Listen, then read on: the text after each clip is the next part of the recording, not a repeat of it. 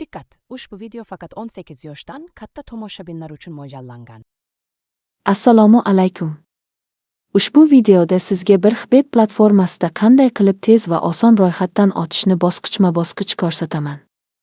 Agar siz hali hisob ochmagan bo'lsangiz yoki birinchi marta ro'yxatdan o'tayotgan bo'lsangiz, ushbu video siz uchun foydali bo'ladi. Videoni oxirigacha ko'ring, chunki eng muhim qadamlarni ham ko'rib chiqamiz.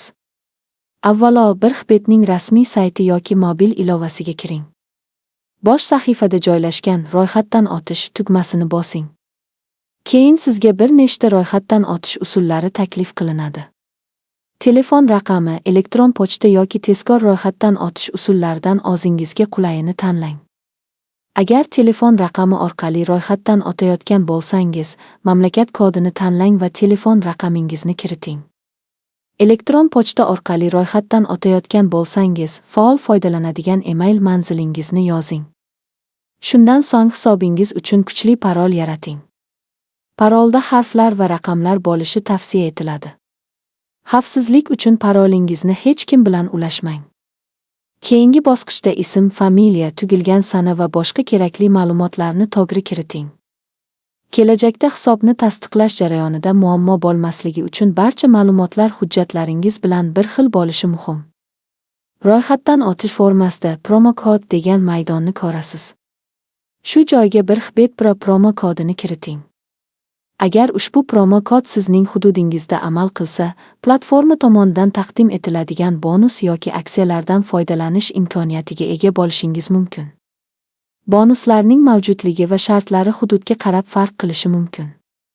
Barcha ma'lumotlarni yana bir bor tekshirib chiqing va ro'yxatdan o'tish tugmasini bosing.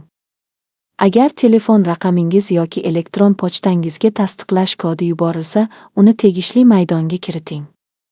Tabriklaymiz! Endi sizning BirXBet hisobingiz muvaffaqiyatli yaratildi. Hisobingizga kirib, profilingizni to'ldirishingiz va zarur bo'lsa, shaxsni tasdiqlash jarayonidan o'tishingiz mumkin. Platformadan foydalanishda xavfsizlik qoidalariga amal qiling. Faqat rasmiy sayt yoki ilovadan foydalaning, shaxsiy ma'lumotlaringizni begonalarga bermang va hisobingizni ishonchli parol bilan himoya qiling. Agar ushbu video sizga foydali bo'lgan bo'lsa, videoga like bosing, kanalga obuna bo'ling va qo'ng'iroqcha tugmasini bosishni unutmang. Bu orqali yangi videolarimizni birinchilardan bo'lib tomosha qilishingiz mumkin. E'tiboringiz uchun rahmat. Keyingi videolarda yana ko'rishguncha xayr.